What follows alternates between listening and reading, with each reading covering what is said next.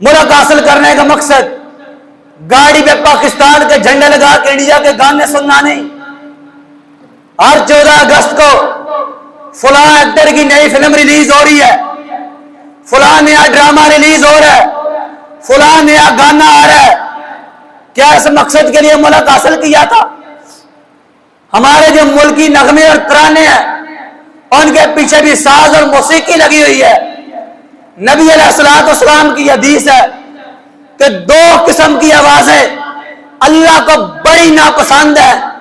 پہلے نمبر پہ خوشی کے موقع پہ موسیقی کی آواز، اور دوسرے نمبر پہ مصیبت کے موقع پہ نوحے کی آواز.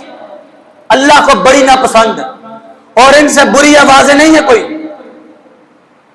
جتنے آپ اپنے ملک کے نغمے دیکھ لو، پاکستان کے ترانے سن لو، کوئی ترانہ آپ کو موسیقی کے بغیر نہیں ملے گا.